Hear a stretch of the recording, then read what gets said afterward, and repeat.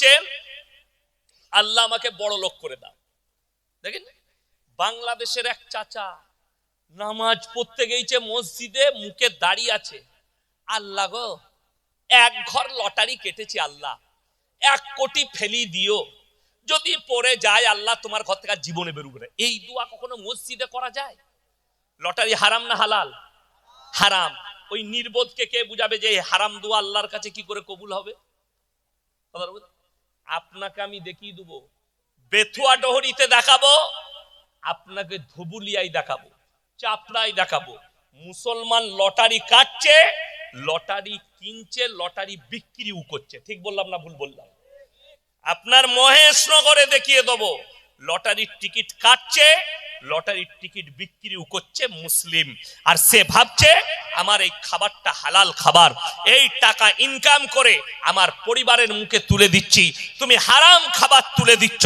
শুনে রেখে দেন, যারা যাদের সন্তানের মুখে হারাম খাবার তুলে দেয় সেই সন্তান কোনোদিন নেক সন্তান হতে পারে না। এটা রাসূল সাল্লাল্লাহু আলাইহি সাল্লামের হাদিস।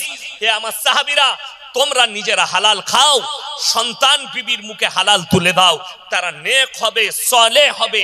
আপনারা কি মনে করছেন সুদ খেয়ে হোক, যা কেউ হোক বড় লোক হয়ে যাব? বড় লোক হলে ভালো মন্দ খাওয়া যায়?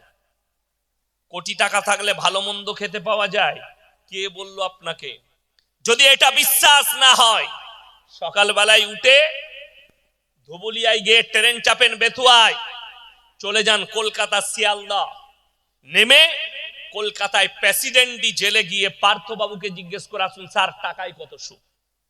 উনি বলতে পারবেন। গার্লফ্রেন্ডের ঘর থেকে 250 কোটি টাকা বেরিয়েছে, জেলের কুঠরিতে পুরা রুটি খেতে হচ্ছে, তার নাম আল্লাহ। 100 কোটির মালিক, গলাটা চিড়ে এখানে পাইপ ভরা আছে, লিকুইড খাবার যাচ্ছে, দাঁতে চিবিয়ে খাবার নিছে, তারপরেও তুমি আল্লাহকে বিশ্বাস করো না যে রুজির মালিক আল্লাহ? কোরআন শুনে নেওয়ার পরে হযরতে মারিয়াম, ঈসা নবীর মা, নিজেকে যখন পর্দা করে নিল, ওয়াজকুর ফিল কিতাবি মারিয়াম ইদিন তাবাদাত মিন আহলিহা মাকানান শারকিয়্যা, পূর্ব দিকে এক স্থানে নিজেকে পর্দা করে নিল। তার ঘরের বন্দি ঘরের ভেতরে আল্লাহ তাআলা জান্নাত থেকে খাবার পাঠাচ্ছেন। জোরে একবার বলুন সুবহানাল্লাহ। কার কাছে? মারিয়ামের কাছে। কি কি খাবার? আশ্চর্য সব খাবার, যে ফল ফ্রুট দুনিয়ায় নেই। হযরতে জাকারিয়া বললেন, ক্বালা ইয়া মারইয়ামু আন্না লাকি হাদা, ওগো মারইয়াম তোমার কাছে এই সমস্ত ভালো মন্দ, আকরন, মুনাক্কা, কাজু, কিশমিশ, পেস্তা, বাদাম, এত দামি খাবার কোথা থেকে আসছে? হযরতে মারইয়াম বললেন, ক্বালাত হুয়া মিন ইনদিল্লাহ ইন্নাল্লাহা ইয়ারযুকু মান ইয়াশাউ বিগাইরি হিসাব। আল্লাহ যাকে ভালোবাসেন, আল্লাহ যাকে পছন্দ করেন, তাকে বেসুমার রিজক দান করেন। কোথা থেকে দেব, কেমন করে দেব, আমি আল্লাহ ছাড়া পৃথিবীর কেউ জানে না। জোরে একবার বলুন সুবহানাল্লাহ। আমি আল্লাহ রুজি দান করব, পৃথিবীর কেউ জানে না। আমাদের দেশের লোক কত বড় নির্বোধ বলে দিই, মুসলিম সমাজ নামাজ পড়বে না, রোজা রাখবে না, আল্লাহর কাছে কাঁদবে না। যারা দোয়া করবেন আল্লাহর কাছে একটা দোয়া সবাই করব, সকলে জোরে বলুন ইনশাআল্লাহ।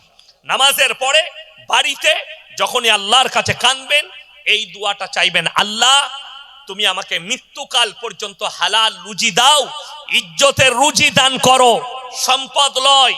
যারা মালের দোয়া করে, সম্পদের দোয়া করে, তারা কত বড় নির্বোধ শুনেলেন। আল্লাহ রাসূল সাল্লাল্লাহু আলাইহি সাল্লাম হাদিস বর্ণনা করলেন, হে আমার সাহাবীরা শোনো, একজন মালদার মুমিনের থেকে একজন গরিব মানুষ মুমিন ব্যক্তি 500 বছর আগে জান্নাতে প্রবেশ করবে। জোরে একবার বলুন নারায়ে তাকবীর। আপনি বড় লোক হতে চান, কষ্ট পাবেন, একটা টাকার হিসেব আল্লাহর কাছে লাগবে। আর আপনি সকালে কাজে গেছেন, সন্ধ্যায় এসছেন 300 টাকা নিয়ে, সংসারে বিবি বললে আজকে 250 টাকা বাজার হয়েছে, 50 টাকা আপনার পকেটে জমলো।